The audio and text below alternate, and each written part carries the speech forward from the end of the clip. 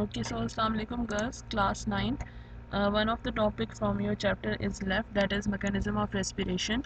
So the process of respiration has a series of chemical reactions that are very complex, but they have designed a cycle for you for your better understanding.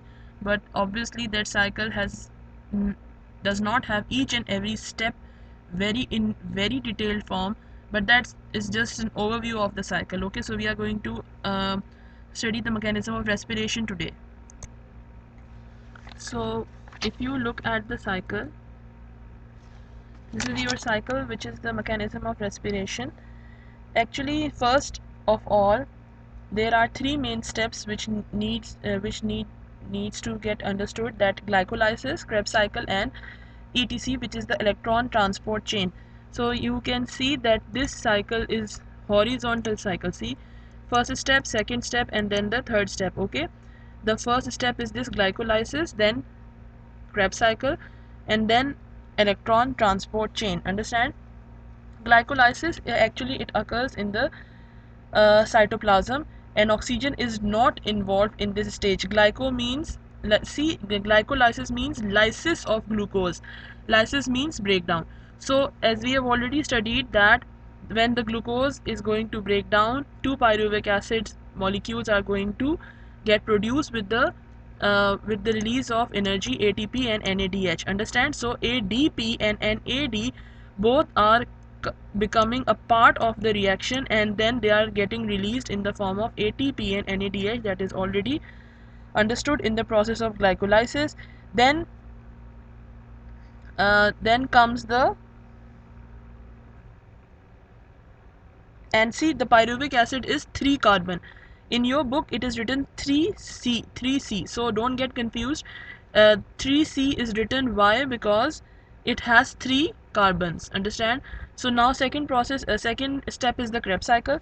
In the pyruvic acid, the molecules are completely oxidized along with the formation of ATP, NADH and FADH2.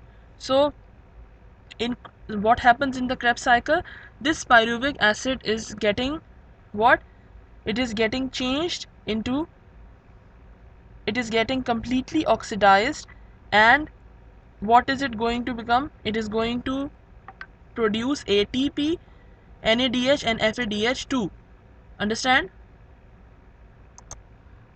So actually this is the oxidation of pyruvic acid into acetyl coenzyme CoA, and then ADP, FAD and NAD are going to become a part of the reaction, and the coenzyme see, as we all know, that is coenzyme, acetyl coenzyme. So this acetyl coenzyme will be leaving the reaction unchanged. It is going to come out of the, as we all know that enzymes and coenzymes are only accelerators, and they are only going to speed up the reaction, but they are not going to utilized in the reaction. They will not be used in the reaction. They will come out of the reaction. Understand? So this coenzyme is not going to get used. It is going to come out of the reaction as it is. Understand? Now formation of carbon dioxide is seen, ATP is seen, NADH and FADH2 is seen. Understand? And see, before the pyruvic acid is going to get entered into the Krebs cycle, what happens is that it is going to get changed from, see, as we all know, this pyruvic acid was having how many? 3 carbons. Understand? This is a 3 carbon compound. Now acetyl coenzyme is a 2 carbon compound. So it is going to get changed into a 2 carbon compound. 2 carbon compound. Acetyl coenzyme is a 2 carbon compound, and then the Krebs cycle is going to take place, and that is the actually the oxidation of the acetyl coenzyme. Now comes the electron transport chain. It is the final step of cellular respiration, and what happens in this step, as we can see from the name, that the electrons are going to get transferred in a transport chain. And see here, if you see here, you already know what is the full form of NADH, what is the full form of ATP, what is the full form of NAD. There is a new compound which is FAD. This is known as flavin adenine dinucleotide, and it is also a coenzyme, and what happens is that it gets two hydrogen and reduces to become FADH2. Here it has two, actually this is FAD. Here FAD gets two hydrogen to become FADH2, but in this reaction we see here FADH2. This is FADH2 and then it is becoming FAD, but actually this is the original form. The original form is FAD, and when it gets two hydrogen and it reduces itself, it becomes FADH2. Understand? So this is about FAD. Now flavin adenine dinucleotide, we are talking about flavin adenine dinucleotide, and now coming towards the electron transport chain. Actually what happens is that NAD and NADH and FADH2, these both, they release electrons and hydrogen. See, electrons and hydrogens are released. So can you see the electrons here? If you see this sign, it shows that the electrons, they are at a loss of electron. They are deficient of electrons. Understand why? Because the electrons are released. Understand? Because they don't have electrons now, and they are taken up by what? The electrons from NAD and FAD are taken up by electron carriers, which is not shown in the cycle. So what we get as a result, so these are releasing electrons also and they are releasing hydrogen also. Here we can see the hydrogen. Yes, the hydrogen is present. Why? Because it is going to get combined with the oxygen, the molecular oxygen, and it is going to produce H2O. But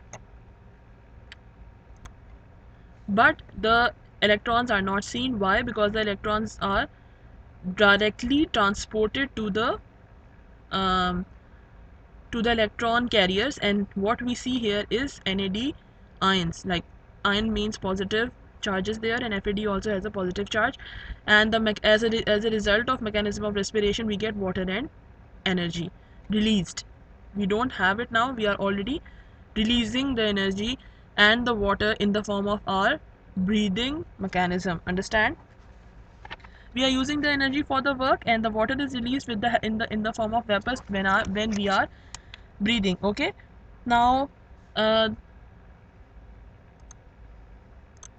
a British biochemist, Sir Hans Krebs, discovered the series of reactions. Why it is known as That is why it is known as Krebs cycle. And see, now this next topic, the energy budget of respiration, is not a part of your syllabus. Now this table, the difference between photosynthesis and respiration is that photosynthesis is an anabolism. It's an anabolic process. It means that we are going to synthesize something, and in anabolism and catabolism means we are going to have breakdown of something. So respiration is a catabolic process, and photosynthesis is an anabolic process. And energy investment, actually investment of light energy is stored in the form of bond energy. So why? Because we are going to make something, that is why storage. And here we are going to bond energy is transferred into chemical energy. It means that the energy in here energy is stored, but here the energy is released. Understand? The organisms which are capable of photosynthesis are some bacteria, algae, and plants, but in respiration all the organisms are capable of respiration. uh, the living things, all living things are capable of respiration. The site of occurrence is photosynthesis, and the site of occurrence of respiration is cytoplasm and mitochondria. So please note down these important points. You must know these. And respiration takes place all the time, but photosynthesis only takes place in the time of day, in the presence of light. That is what we already know. The next table is related to the difference between the aerobic and anaerobic respiration. Aerobic respiration takes place in the presence of oxygen. Yes, and anaerobic respiration takes place in the absence of oxygen. Number of ATP as net profit, 36 ATP molecules are produced, and here only 2 ATP molecules are produced as a result of anaerobic respiration. And where does anaerobic respiration takes place? Like, it is the major source of energy for most of the organism, but here it takes place in some of the anaerobic organisms and some of the organisms which are in short of supply. That is what I have explained you earlier. Like, when we like humans are having they are having a shortage of oxygen. It means, like, for example, in strenuous exercises, when we have loss of when we have lack of oxygen, that is when we body switches to the anaerobic respiration. Okay, and sources of many cheese products, like for example cheese and ethanol, they have different yeast and bacteria inside them which ferment and which undergo through anaerobic respiration, and as a result fermentation takes place, and then we see different productions of different alcohols and cheese also. And then final products in case of aerobic respiration is carbon dioxide and water, and in case of anaerobic respiration is lactic acid or ethanol and carbon dioxide. So this lactic acid and ethanol is the final product, and H2O is not produced, like water is not produced in. And site of occurrence is glycolysis in cytoplasm and Krebs cycle and etc in mitochondria. This is the site of occurrence, but anaerobic respiration takes place in the cytoplasm. Okay,